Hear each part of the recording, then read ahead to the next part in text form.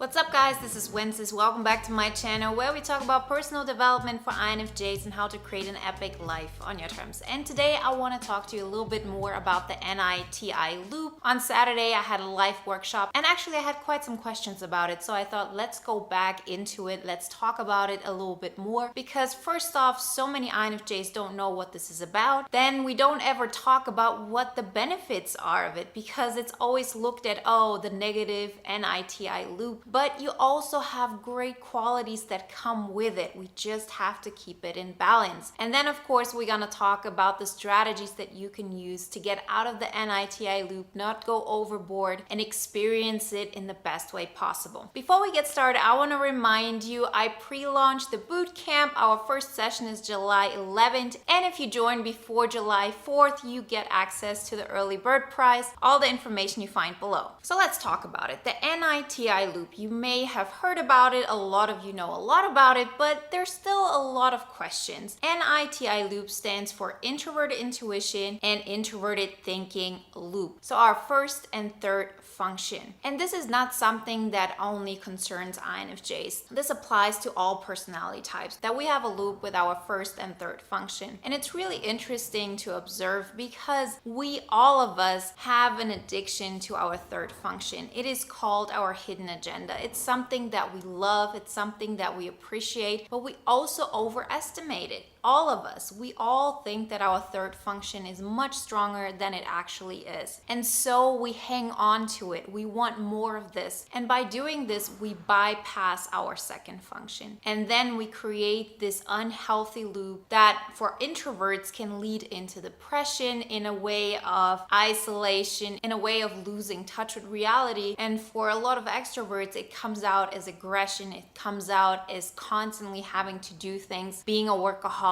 and the list goes on and on. So for example, if you look at ENFJs or ENTJs, their third function is extroverted sensing. And it's so interesting to watch them be in it. And actually, you can be a person who keeps on watching and you can't look away because we value extroverted sensing so much. It seems like the epitome of willpower, but at the same time, their third function is not as strong as, for example, SE is for an ESTP or for an ESFP. So you can sense there is this obsession, but it's not always the healthiest and most successful way of approaching any kind of problem, because we all have functions that we're stronger in. So if I said, okay, I'm going to lean into my extroverted sensing, so our fourth function, we first off know we couldn't keep up with it. At some point, we wouldn't have the energy or the willpower. That's why I always talk about becoming a person for whom consistency is normal. We don't want and need willpower. What we do need is that little bit of self-discipline that keeps us going. And so we never have to get into a place where we say, okay, I cannot do this anymore. This willpower is too much. I actually have to step back. And then we all started from the beginning. And then it seems like the entire system collapses. The third function is a different story because we do have some control of it. So our third function is introverted thinking. And introverted thinking has a lot to do with creating an own system. It has a lot to do with our belief system of what we think is right, and we don't want to let go of this. You might say, okay, we as INFJs, we're open. Yes, we are. We're open to seeing other people's perspectives. We're open to seeing how things evolve. But how often have you been in situations where you've met somebody and that person hasn't really given you the time of day and you still stuck with it and you still said, well, I just need to understand that person better. I'm so sure we have a connection, and the list goes on and on. This is a great example of an NITI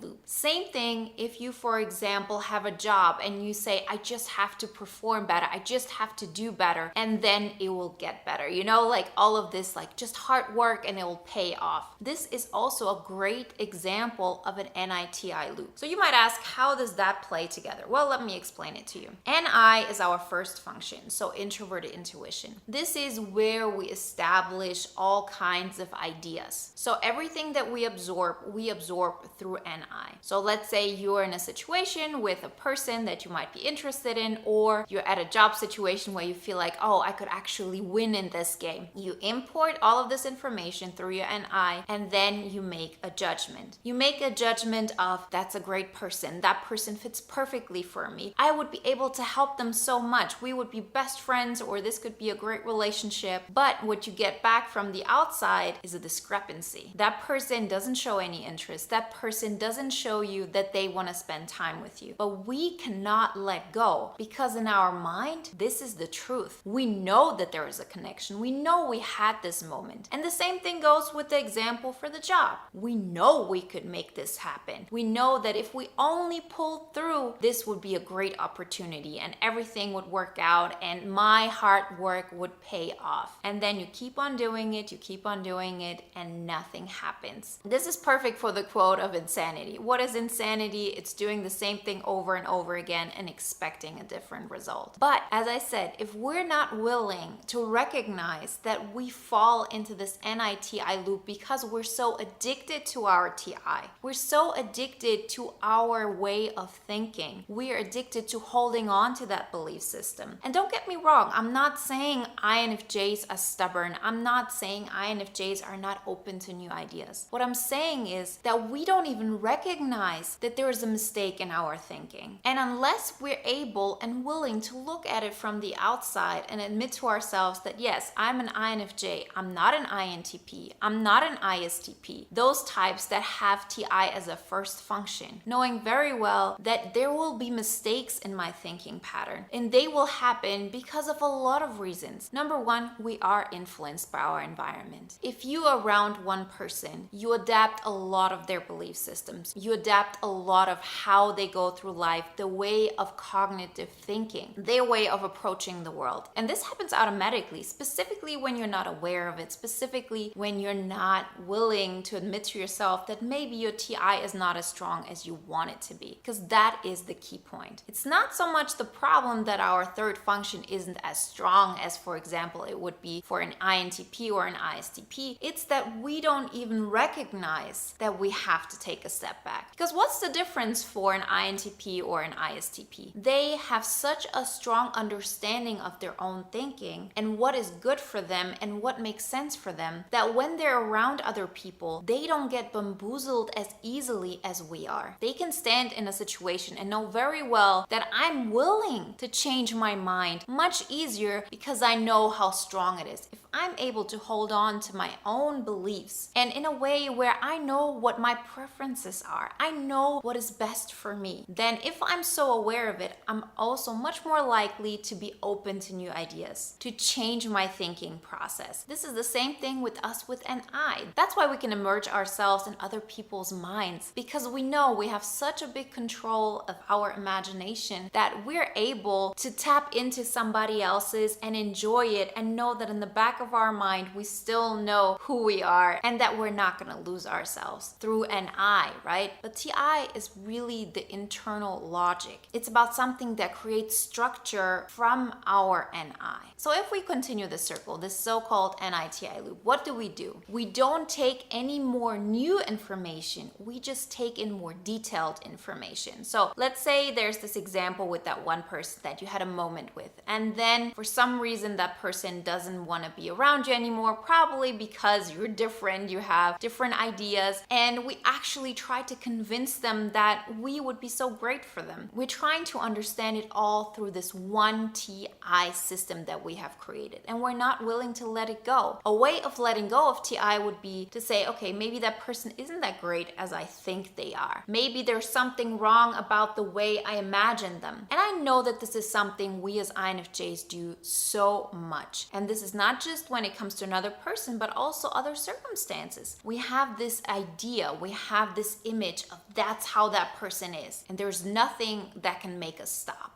until, of course, we have no other choice. And you've all experienced it. Imagine situations where you were in love before and you had this image of that person. You know very well when it was over and you've lost all your connection with that person. It seems like a completely different dynamic. You see that person through other eyes. That's tapping into a new TI system. And this is what we have to learn. But how are we going to learn it? Well, we're definitely not going to learn it by saying, I'm just going to try to understand it better and better and better. Because when you do that, you're staying within that one frame. But in order to get out of it, we actually have to tap into our second function. And that is the solution. And that is the great thing about it. But before we get into how you can overcome the NITI loop and why it can be so detrimental, I also want to point out what the benefits are from it. Because tapping into our NITI loop can be amazing as long as you protect your boundaries, as long as you know this is as far as I'm going to go. Because yes, through understanding another person really well, through understanding a situation really well, like how things are going on at work, you can use this to your advantage in order to progress with your goals. It can be goals like, okay, I understand how this company works. I understand where I could bring benefit so we all have a great experience. Or it could be, I understand this person so well. I know exactly how I could show up in a way where I could comfort them. These are all great things that come from our NITI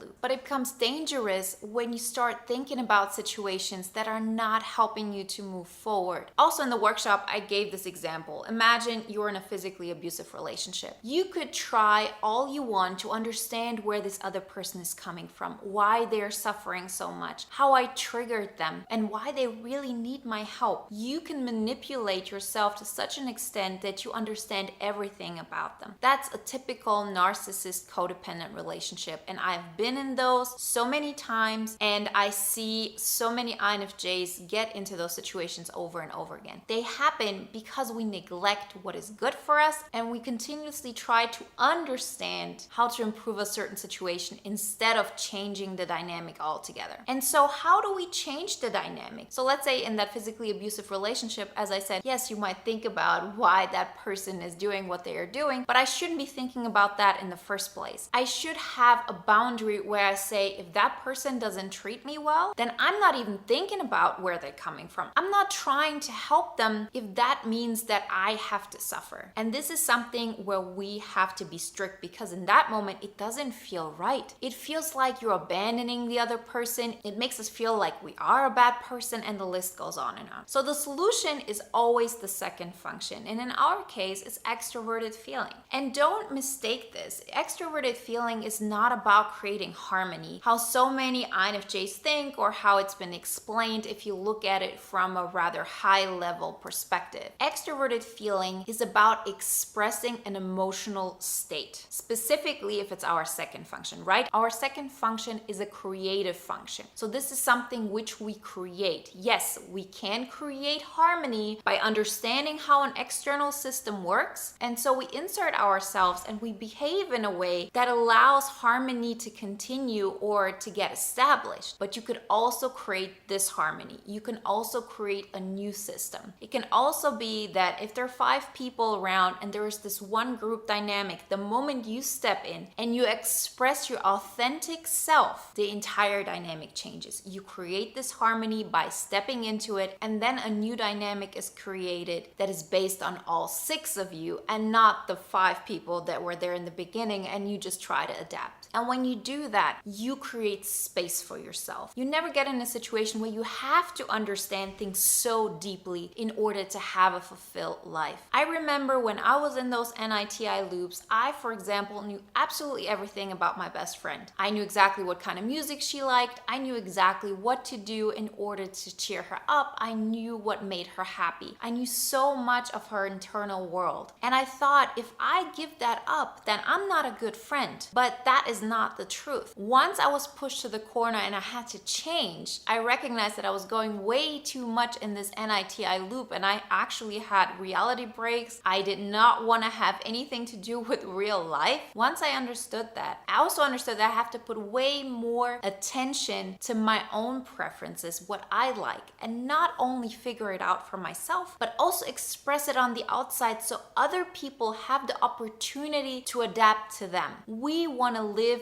part of society, but in a way how we create it. If I want to be the leading character of my movie, then my truth has to come to the forefront. My truth has to be shared. I have to be willing to be judged for it. Because as long as you keep this NITI loop going, you never really have to share something real about you. And this is not saying like open up and be vulnerable and tell another person that you like them. That is not the real vulnerability that I'm talking about. I'm talking about expressing your strength, expressing that you can be independent, that you have different opinions than the other one. That is expressing your truth through FE as well. And then you see people who either see that and say, okay, this is the first time I see this person is weird, I'm going to walk away and this will happen. But there will also be people who see that and because of that connect with you. And before you know it, you've exchanged your entire life circumstance. You've exchanged the people or the dynamics in your life. You've improved all the things you experience and life starts being fun. You actually see progress. You feel like you're in control and are making the steps to create an epic life